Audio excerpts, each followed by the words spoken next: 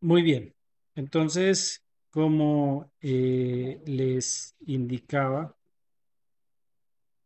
específicamente frente a la recolección de la muestra y demás, voy a compartir por aquí pantalla, en la cual pues eh, habíamos identificado que podemos determinar las muestras cuando son probabilísticas y cuando no son probabilísticas, es decir, no probabilísticas. Recordemos que tenemos una población, de una población sacamos unos límites, a partir de ella definimos las muestras y finalmente identificamos la muestra como tal, que es la porción de elementos que nos va a ejemplificar o a generalizar los resultados de una investigación de la cual estemos desarrollando una solución compromiso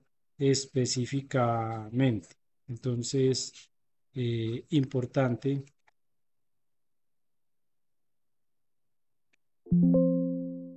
importante que definamos pues esos elementos y cuando tenemos el tipo de muestra, entonces ya ahí sí desarrollar unos aspectos importantes. Vamos a identificar que la muestra en principio nosotros la podemos definir. Aquí estamos en una página estadística en la cual nosotros podemos determinar en función de la confiabilidad y de las muestras que tenemos un índice importante que se llama la prueba de normalidad para poder identificar el Z estadístico y a partir de ahí poder identificar lo que será la muestra específica que iríamos a desarrollar.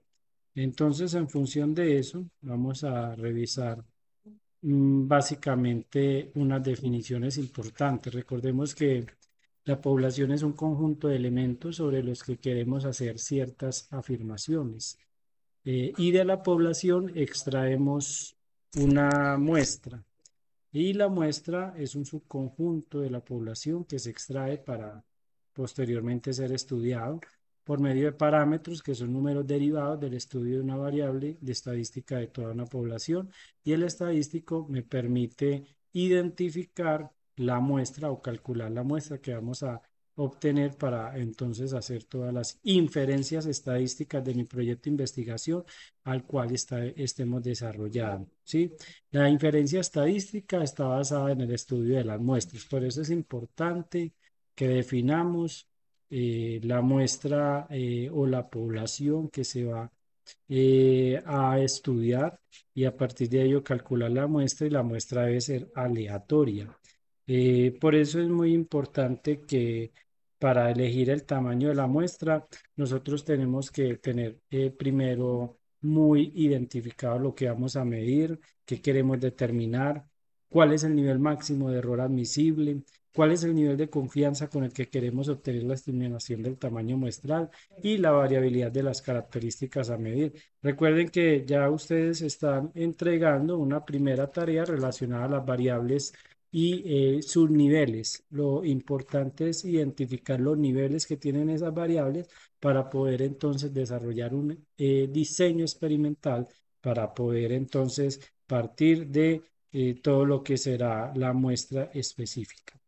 Les voy a compartir un video muy explícito. Estamos en el link que está en las muestras. En este link, cuando nos referimos inicialmente a estos links, vamos a llegar a esta página de las muestras que les estoy mencionando. Y aquí hay una explicación muy completa, muy concreta y muy sucinta de todo lo que necesitamos para poder determinar un tamaño de muestra, que esta será nuestra tercera tarea, ¿cierto?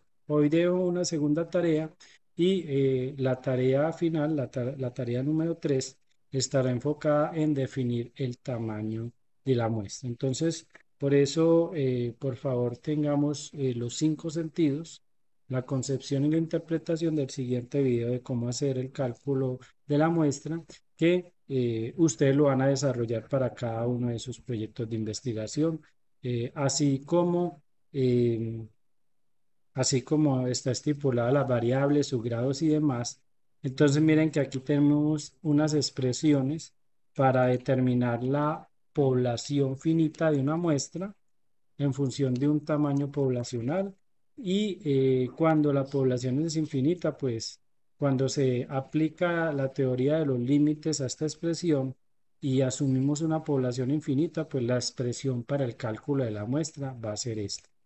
Ustedes van a enfocarse en una población finita, según lo que he estado eh, revisando en sus proyectos y demás. Todos están enfocados en una población finita, entonces para el cálculo de la muestra van a poder utilizar esta expresión que está aquí. ¿Listo?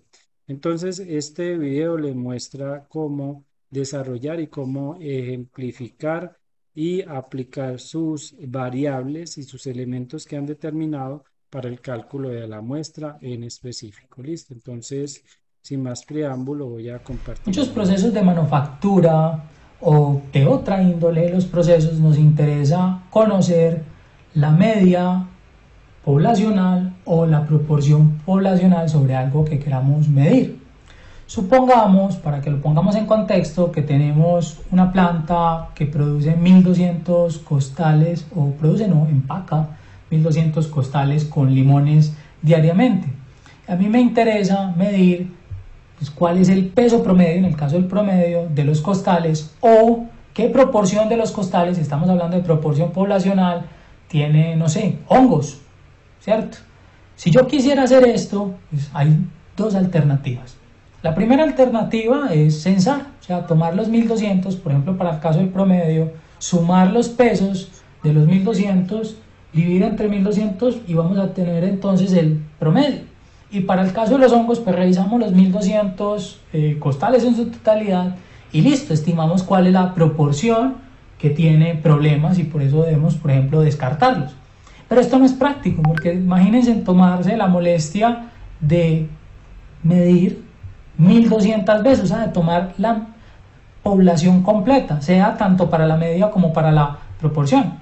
Vamos a hablar entonces de una técnica que nos permita saber cuál es la muestra indicada o la mejor para poder hacer este proceso, porque algunos dirían, bueno, para el caso del promedio, simplemente tomemos 10 costales, sumemos los pesos, digamos entre 10 y listo. Otro diría, no, yo prefiero tomar 50, me parece más preciso, mejor, y lo hace con 50, otro con 100, otro con 120. ¿Cuál es la respuesta correcta?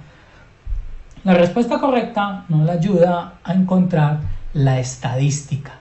En este video nos vamos a concentrar en este problema, en el de la media. En un próximo video vamos a hablar el caso en que nos interese una proporción de la población. Aquí solo nos vamos a interesar en promedio. Entonces pensemos por un momento en ese ejemplo que pusimos. En el ejemplo de los 1200 costales, donde queremos conocer el peso promedio de los costales.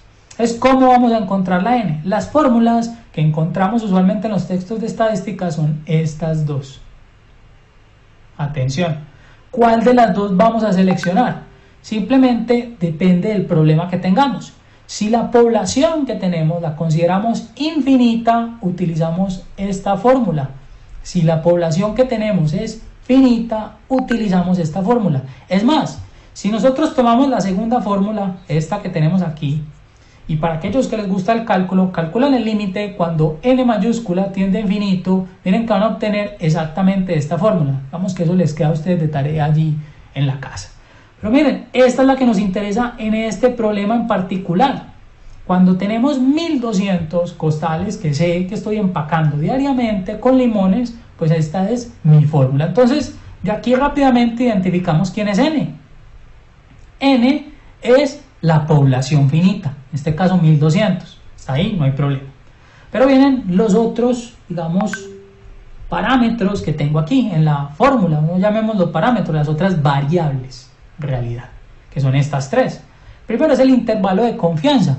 Todos recordamos de la prueba de hipótesis que es el intervalo de confianza. Yo quiero garantizar con un porcentaje de confianza, por ejemplo el 95%, que la medición que estoy haciendo, que recuerden que a mí que me interesa, tomar una muestra cualquiera de estos 1200, que todavía no sé cuánto es, y garantizar con un 95% que lo que estoy midiendo en realidad sí me va a dar el promedio de la población, el promedio de peso poblacional. Algunos dirán, no, yo quiero que sea el 99%, válido.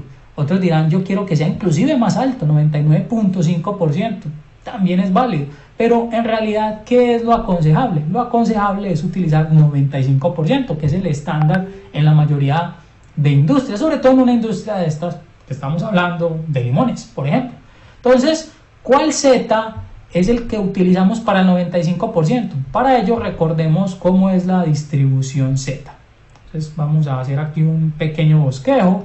Nosotros tenemos aquí a Z y recordemos cuando hablamos de intervalos de confianza y pruebas de hipótesis que nosotros teníamos que acá, atención, va a estar mi 95% y en estas colas que quedan aquí en lo restante vamos a obtener el 5% que falta, o sea que hay que dividirlo entre 2.5 y 2.5%.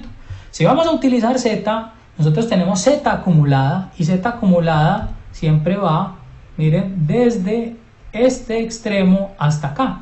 ¿Cuánto tengo desde este extremo hasta acá? Tengo 2,5 más 95, eso nos da 97,5. Y el Z de 97,5 es en este caso 1,96. O sea que nuestro Z va a ser este. Para un problema de esta naturaleza, este es el Z que se aconseja. Si tomáramos un porcentaje más alto, este Z se hace más grande. Y si este Z se hace más grande, ¿qué pasa con esta N? Miren, esto está aquí en el numerador.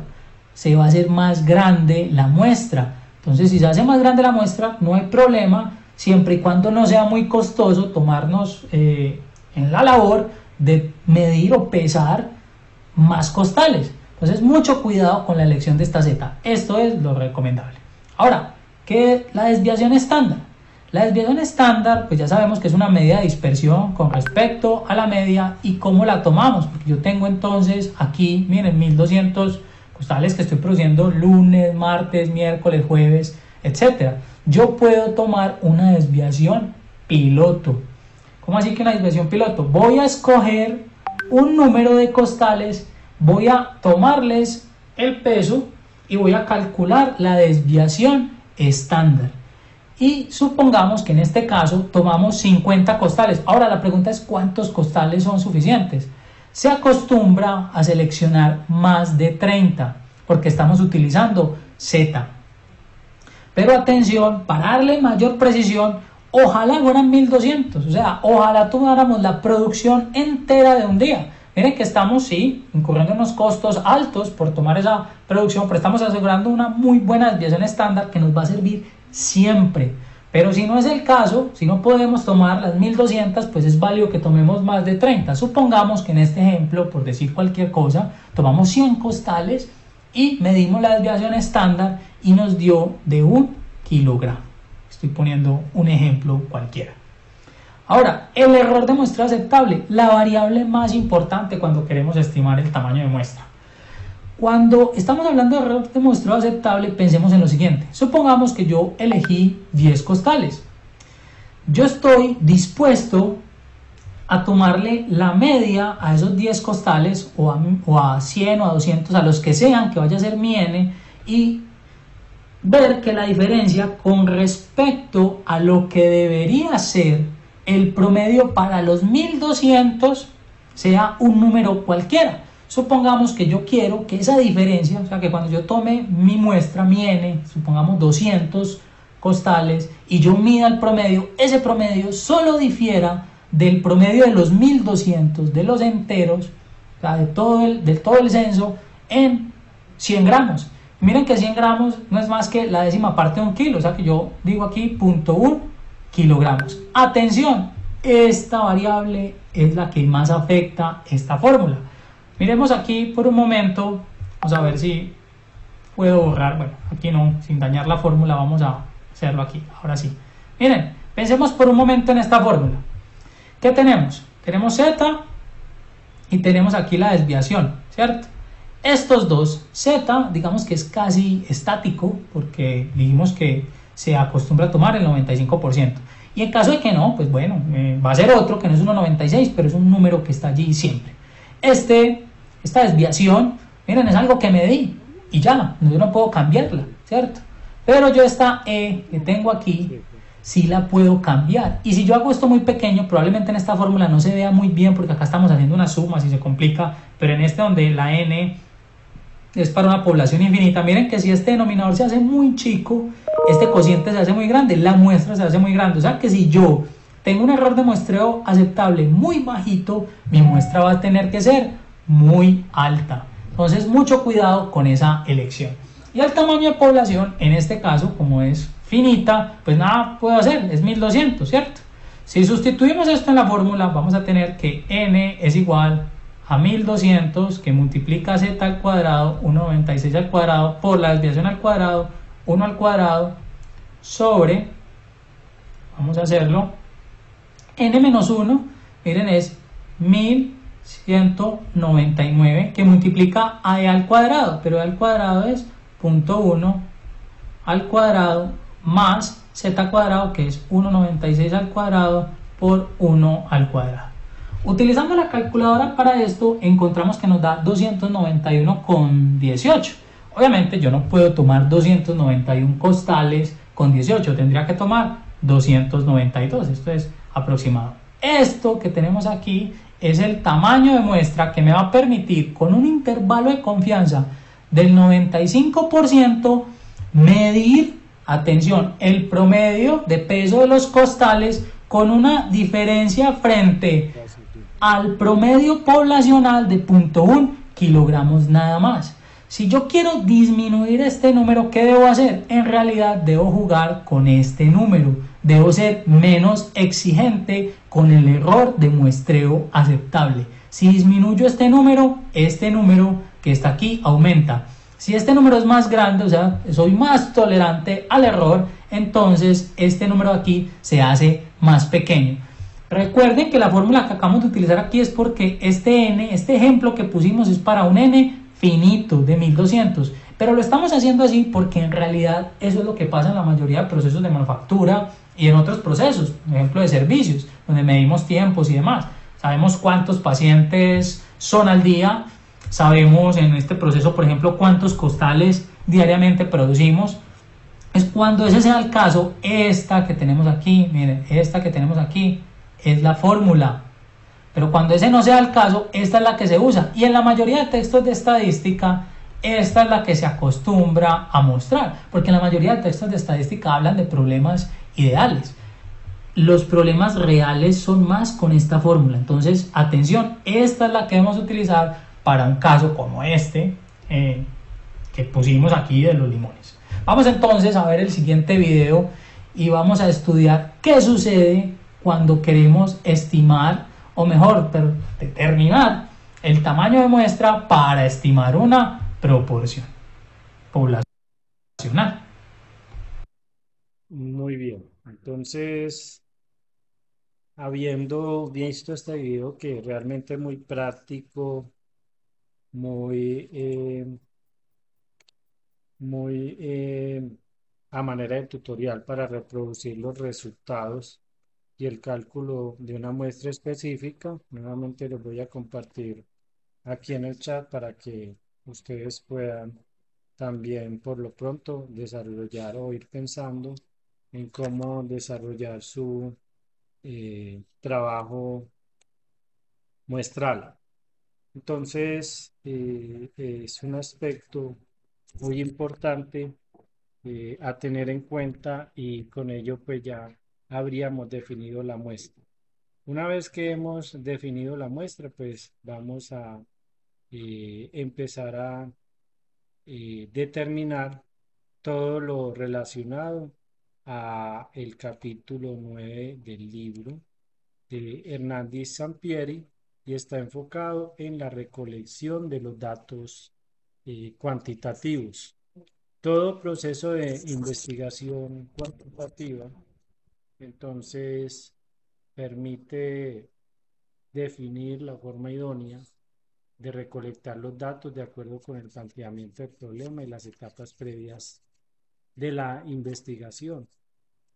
Para ello, entonces, buscamos seleccionar o elaborar uno o varios instrumentos o métodos para recolectar los datos requeridos, es lo que se conoce como la fuente. Aplicar los instrumentos o métodos, obtener los datos, codificar los datos, archivarlos, seleccionarlos y prepararlos para poder hacer su respectivo análisis por medio de algún dispositivo que nos permita determinar. Entonces, cuando estamos haciendo una recolección de datos cuantitativos que se realiza mediante un instrumento de medición, un cuestionario o un elemento que nos permita concretar los datos empíricos que se tienen inicialmente en un proceso de experimentación, entonces ese instrumento de medición va a permitir representar verdaderamente las variables que hemos definido en nuestra investigación.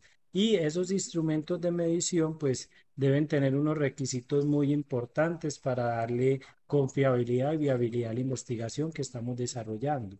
Es así como los requisitos de los instrumentos de medición, pues son la confiabilidad, la validez y la objetividad, que vamos a ejemplificar de forma más concreta cada una de ellas porque es importante que nuestro instrumento de medición sea confiable para poder saber que tenemos un desarrollo estable, tenemos un método específico que le va a permitir generar una confiabilidad a nuestra experimentación. También los tipos de validez y la objetividad que nosotros pretendimos lograr con nuestro proyecto de investigación. Los instrumentos, como les había indicado, pueden ser fuentes como cuestionarios, pueden ser fuentes de escalas de medición de aptitudes, como lo que son las encuestas o cuestionarios tipo Likert, el escalograma de Goodman o otros tipos como los análisis de contenidos cuantitativos,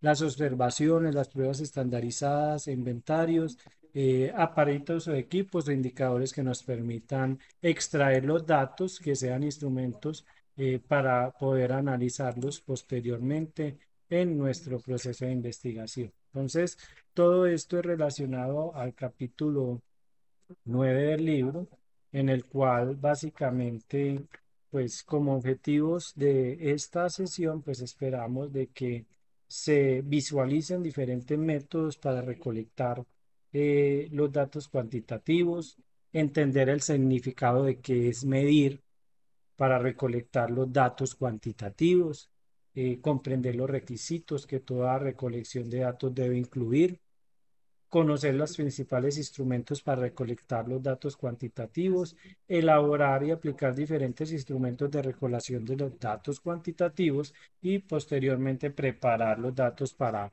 hacer los análisis y los resultados que vaya a tener o que se vaya que vayan a hacer al lugar. Ahora muy bien, ¿qué implica la etapa de recolección de los datos? Que propone o que es necesario especificar frente a la etapa de la recolección de los datos. Algo importante es que una vez que nosotros hemos seleccionado nuestro diseño de la investigación de forma apropiada y también tenemos la muestra adecuada, ya vimos específicamente toda la conceptualización y la teoría relacionada a la muestra y también cómo hacer el cálculo de la misma que ustedes lo irán a desarrollar. Entonces, la siguiente etapa consiste en recolectar toda la información y los datos pertinentes sobre los atributos, los conceptos o las variables de las unidades de muestreo o análisis o casos. Por eso entonces identificamos los participantes, los grupos, los fenómenos, los procesos, las organizaciones, etc. Entonces, cuando vamos a hacer una recolección de datos, esto implica elaborar un plan detallado de procedimientos que nos conduzcan a reunir datos con un propósito específico. Este plan entonces nos va a permitir identificar varios elementos. En principio, cuáles son las fuentes de las que se van a obtener los datos. Es decir, si los datos van a ser proporcionados por personas o se van a hacer observaciones en una experimentación, se van a hacer registros que se encuentran en documentos, archivos, extraer la información. Primero, A. Segundo, ¿dónde vamos a localizar esas fuentes? Regularmente con la muestra seleccionada, pero es indispensable definir con precisión dónde van a estar localizadas las fuentes. Tercero, a través de qué método vamos a recolectar los datos. Esta fase implica elegir uno o varios medios y definir los procedimientos que vamos a utilizar en la recolección de los datos. Métodos deben ser confiables, deben ser válidos y objetivos. Vamos a ver que hay tres requisitos específicos para poder verificar la viabilidad y la validez de los datos que estamos obteniendo. Cuarto, pues una vez hemos recolectado los datos, de qué forma vamos a prepararlos para que puedan analizarse y respondamos al planteamiento del problema. Por eso hay que tener en cuenta unos elementos.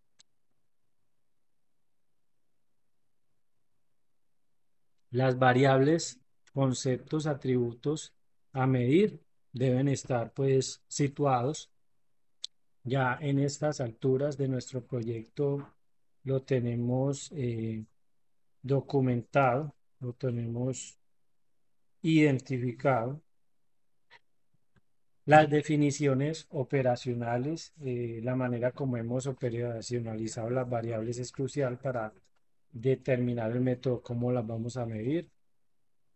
Y esto es fundamental para realizar las inferencias de los datos. La muestra, tercero, es fundamental, un insumo, por eso vimos el video, por eso ya tenemos una conceptualización y ya conocemos qué es la muestra, entonces es fundamental de que sepamos cuál es nuestra unidad de muestreo y cuál es la muestra específica, cuál es el cálculo de la muestra que nosotros vamos a determinar. Y finalmente los recursos disponibles de tiempo, apoyo institucional, los y recursos económicos entre otros, que serán importantes para poder entonces generar un concepto relacionado a la recolección de los datos cuantitativos. Sí, pues a partir de un planteamiento, como vemos en la figura en el cual tenemos el objetivo de analizar la relación entre la satisfacción de las recompensas, el grado de responsabilidad y el desarrollo personal y la confianza en sí misma, los trabajadores de una industria farmacéutica, entonces generamos una pregunta de investigación. ¿Cuál es la relación entre la satisfacción de las recompensas, el grado de responsabilidad, vean varias variables, el desarrollo personal y la confianza en sí mismo en los trabajadores de la industria farmacéutica?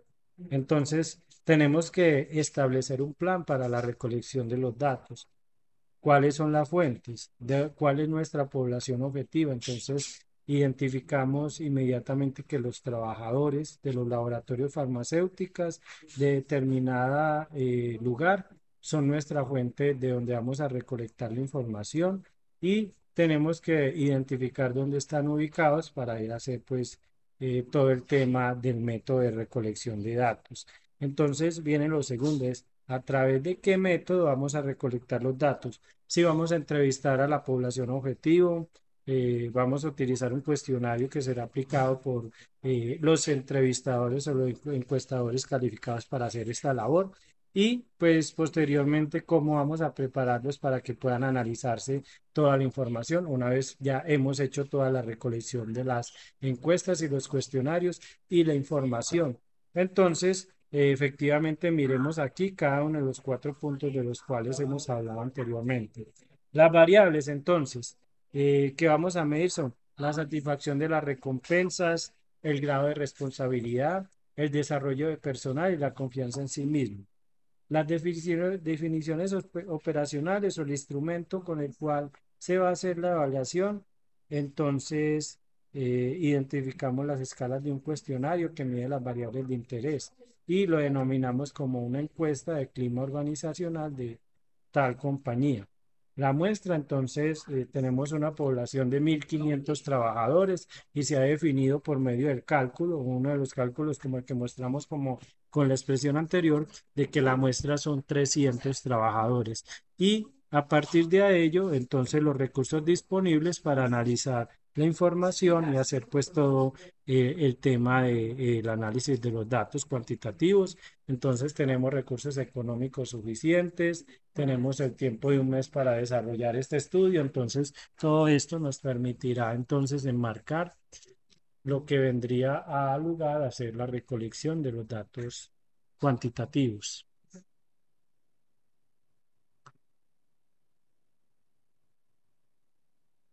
Entonces, ¿qué significa medir? Siempre estamos midiendo constantemente. Cuando nos levantamos en la mañana, uno mira el reloj y efectivamente revisa la hora y censamos la hora. Censamos si vamos tarde, si estamos temprano. Al bañarnos ajustamos la temperatura del agua de la tina o la regadera. Calculamos la cantidad de azúcar para el café, si va con café o la cantidad de café, si se va a tomar. Entonces, siempre estamos midiendo información y esa medición nos permite poder estimar información para tomar decisiones que van a afectar pues nuestra vida inmediata, ¿sí?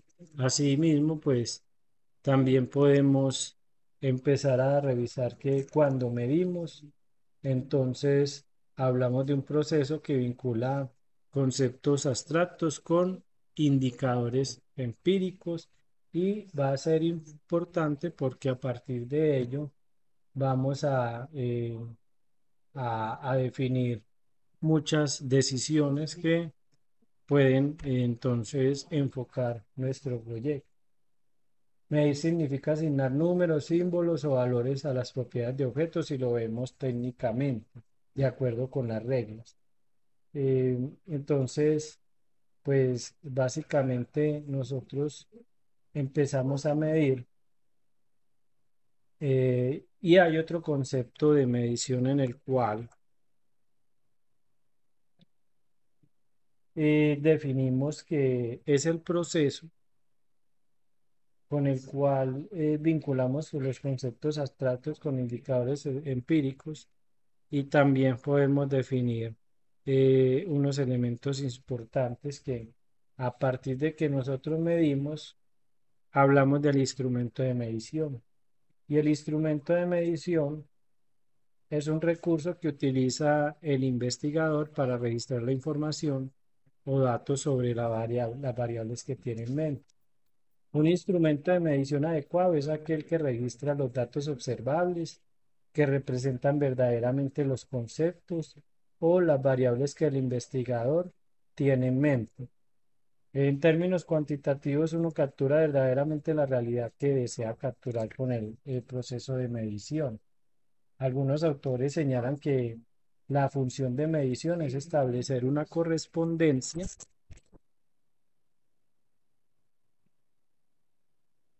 entre el mundo real y el mundo conceptual. El mundo real provee evidencia empírica. Todo lo que palpamos, lo que viramos, lo que sensamos, lo que informamos, muestra una evidencia empírica. Y el mundo conceptual, entonces, proporciona modelos teóricos para encontrar sentido a ese segmento del mundo real que estamos tratando de describir. Entonces, generamos un modelo específico a partir de lo que estamos sensando o viviendo en la realidad. En toda investigación cuantitativa podemos aplicar un instrumento para medir las variables contenidas en la hipótesis y cuando no hay hipótesis, simplemente para medir las variables de interés. Por ello, entonces, la medición será eficaz cuando el instrumento de recolección de datos en realidad representa las variables que tenemos en mente. De lo contrario, si no es así, nuestra medición puede ser deficiente y por ello la investigación no es digna de tomarse en cuenta. No hay mediciones perfectas, muchachos. Es imposible que representemos con fidelidad variables con como la inteligencia emocional o la motivación, nivel socioeconómico, o el liderazgo de una persona, el liderazgo democrático, entre otros aspectos.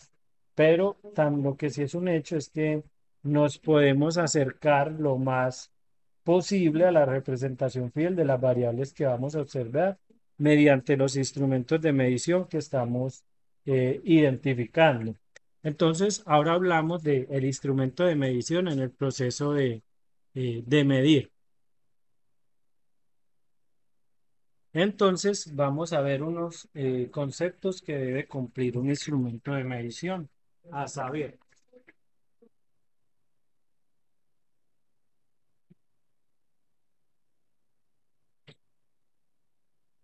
la confiabilidad, la validez y la objetividad.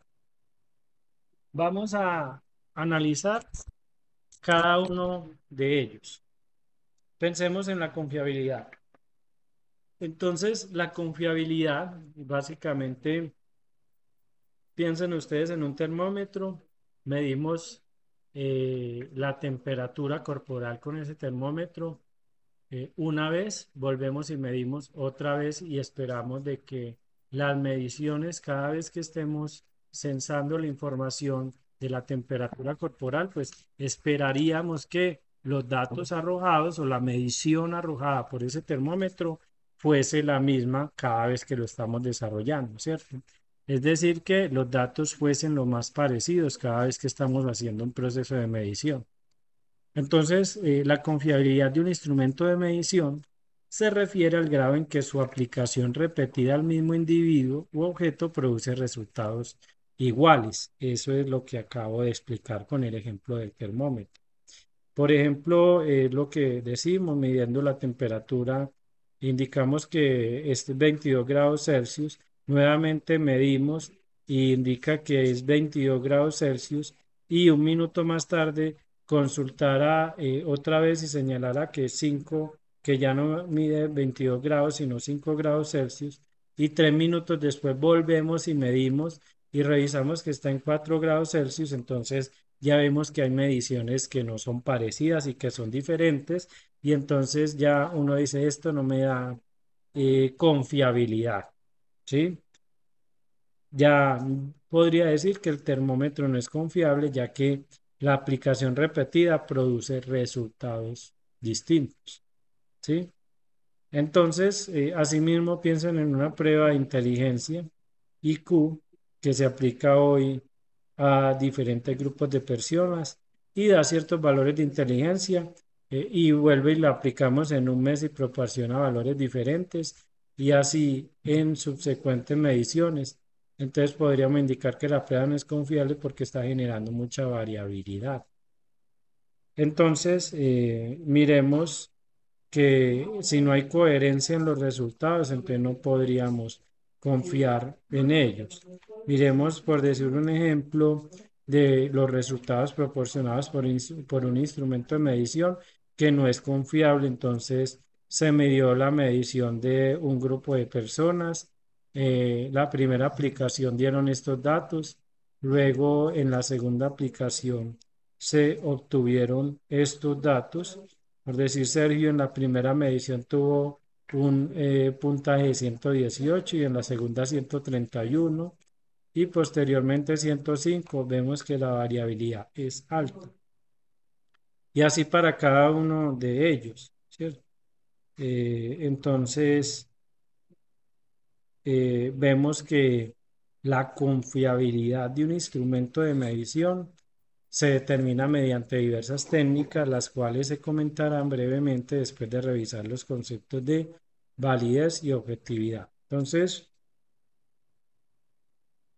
definimos que la confiabilidad es la medida en que tomamos información y esa información es parecida cada vez que la desarrollamos.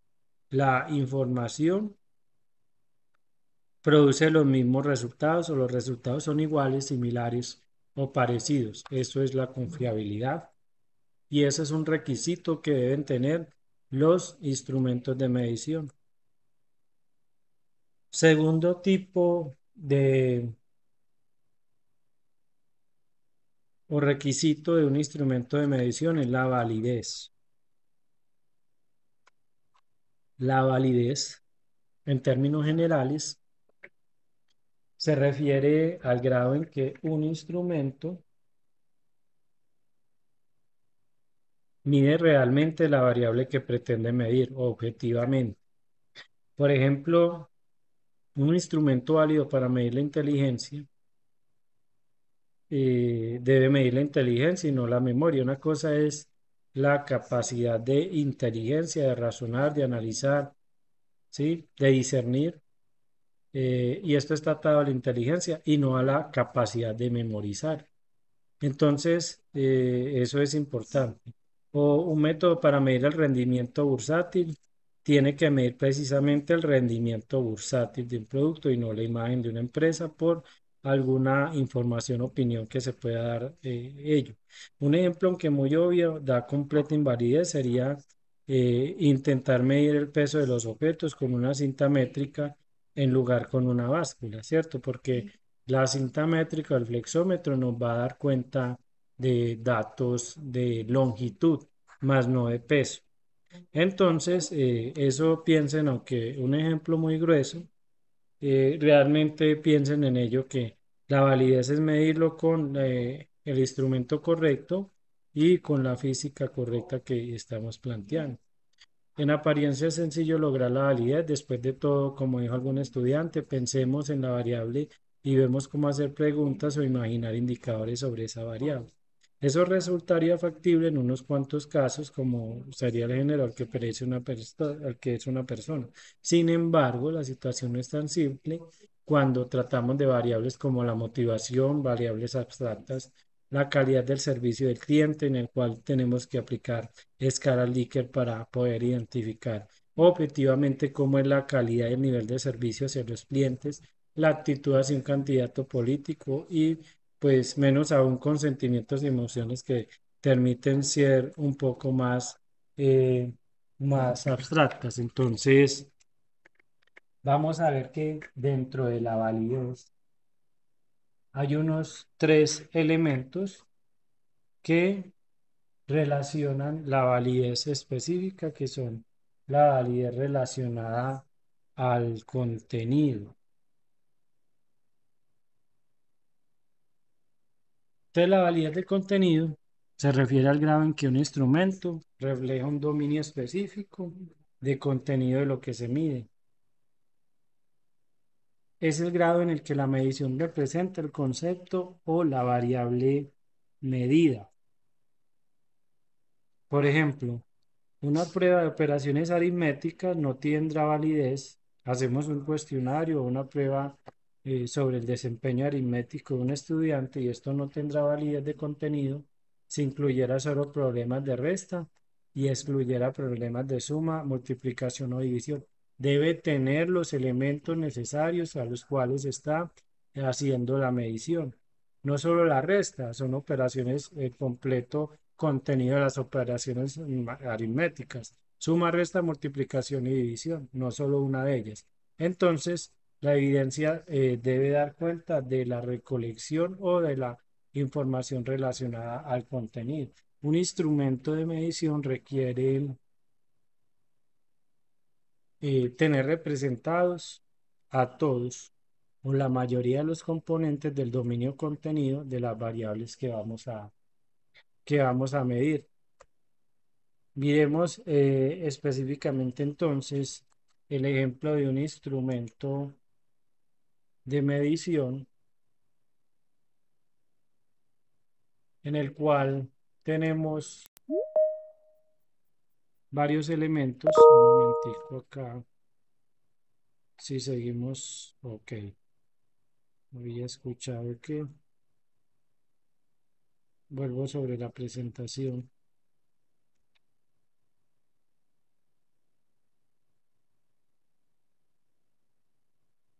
Entonces estábamos analizando esta imagen en el cual presentamos el ejemplo de un instrumento de medición con validez de contenido frente a otro que carece de ella. Entonces, podemos identificar que el dominio de contenido de una variable normalmente está definido, establecido por todo lo que indique la literatura, la teoría y los trabajos específicos. Y pues en las indagaciones exploratorias, en las fuentes previas son escasas, el investigador comienza a adentrarse en el problema de estudio y a proponer cómo puede estar constituido ese dominio. De cualquier manera, de cualquier manera, en cada investigación uno debe probar que el instrumento utilizado es válido. Y entonces podemos definir que tenemos unos instrumentos, hay unos dominios y hay unos instrumentos sin validez de contenido en los cuales solo se aplican unas pruebas, más no todas, que son las que debería estar acá, como la que eh, vemos acá, ¿cierto?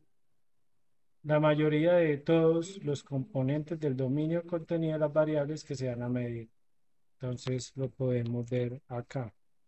Otro ejemplo que nos muestra el autor Hernández Sampieri es el siguiente, que para establecer el dominio de la variable de clima organizacional, entonces revisaron 20 estudios clásicos sobre el concepto comprendido entre unos años específicos, así como más de 100 investigaciones publicadas en revistas científicas entre 1975 y 2005. Por otro lado, consideró diversos libros del tema, tres metaanálisis y otras revisiones del estado del conocimiento sobre el dicho clima. También evaluó 15 estudios efectuados en el contexto en el que habría de llevar a cabo su propia investigación y encontró que en la literatura se han considerado decenas de dimensiones, muchas decenas de componentes del clima organizacional, por lo que entonces realizó un análisis para determinar cuáles habían sido las más frecuentes de estos. Si fue la moral, si fue el apoyo de la dirección, la innovación, la identificación de la empresa, la comunicación, la percepción, la motivación, la autonomía, la satisfacción, el liderazgo, la visión o las recompensas y bonificaciones como retribución. Les dejó a un lado otros como la confianza en sí mismo y se especificó en determinar el instrumento de medición. Entonces, aquí específicamente hay diferentes elementos de contenido que tuvo en cuenta para relacionar sobre ello. Lo segundo es la evidencia relacionada con el criterio. En la validez de criterio de un instrumento de medición quiso, de alguna forma, quiso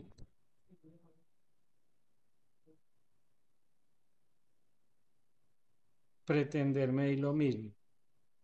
Entonces, una persona trata de medir el grado en que es aceptado por otra persona. Fernando quiere medir el grado en que es aceptado por una persona de su interés, Laura. Entonces decide que va a tomarla de la mano y observará su reacción. Supuestamente, si ella no retira la mano, esto indicaría que lo está aceptando, cierto grado de aceptación. Pero para asegurarse de que su medición es válida, decide utilizar otra forma de medición adicional.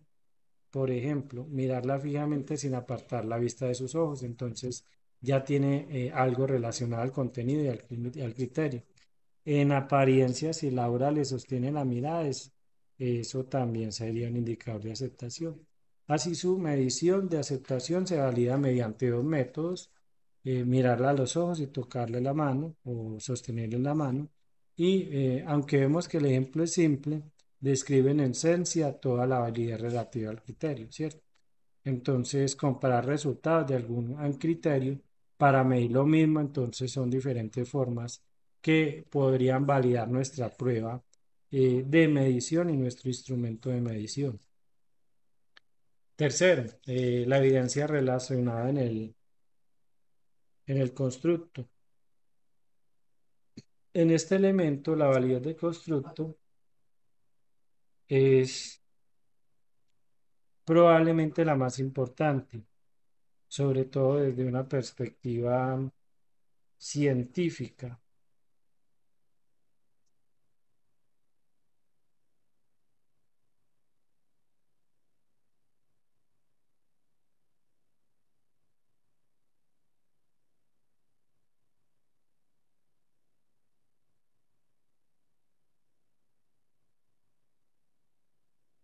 Y se refiere a que también un instrumento representa y mide un concepto teórico.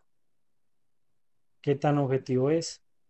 The Sage Glossary of the Social and Behavioral Science indican específicamente que mide que también un instrumento representa y mide un concepto teórico.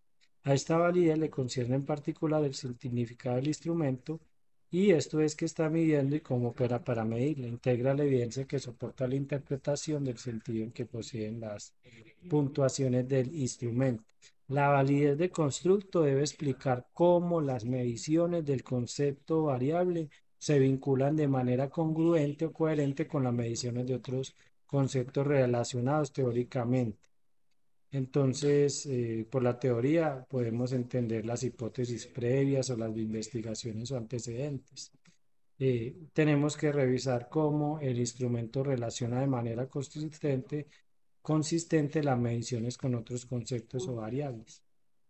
Un constructo o una variable medida tiene lugar dentro de una hipótesis, teoría o modelo teórico. Es un atributo que no existe aislado, sino en población con otros y debe ser inferido de la evidencia que tenemos en nuestras manos y que proviene de las puntuaciones del instrumento aplicado.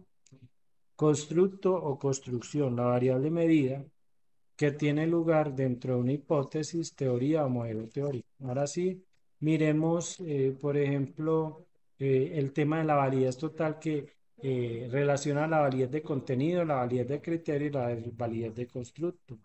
La validez de un instrumento de medición se evalúa sobre la base de todos los tipos de evidencia y cuanto mayor evidencia tenemos, mayor validez de criterio, mayor validez de constructo y también pues la validez de contenido. Entonces, miremos un ejemplo cuando estamos relacionando el constructo.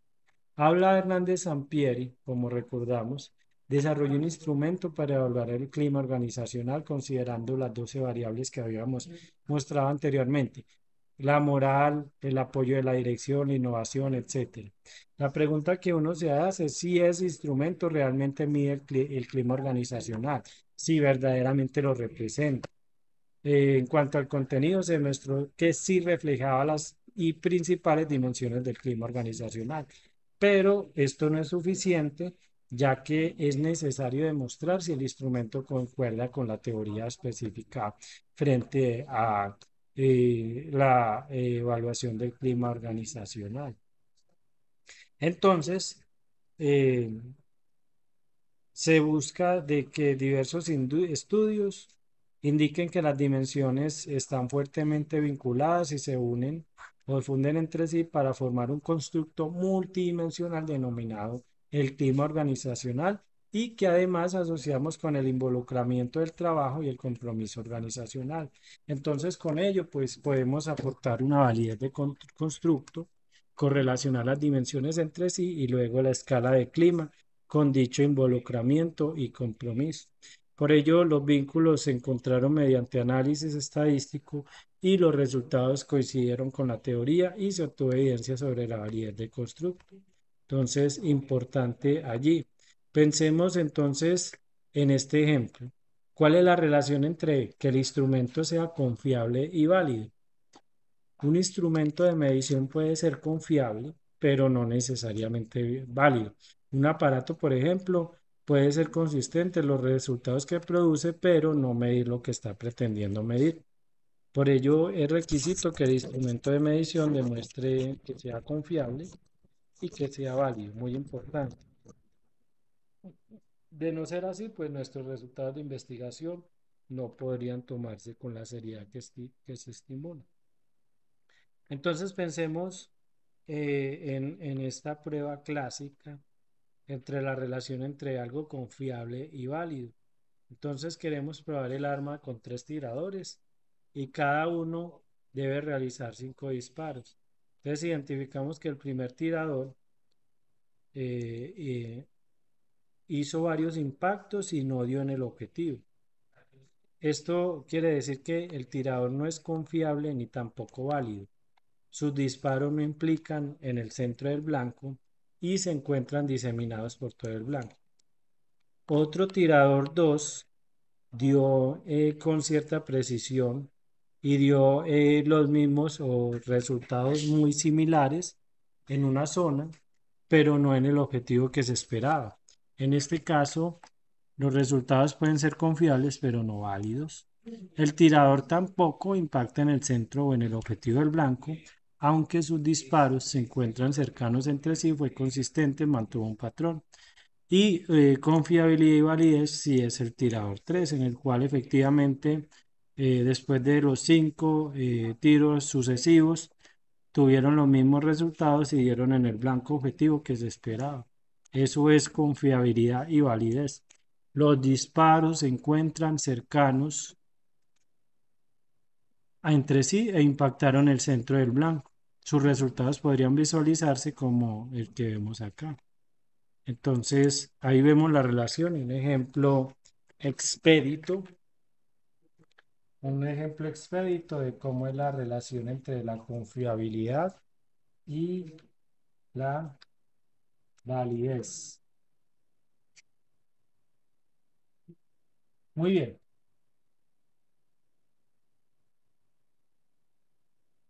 Entonces,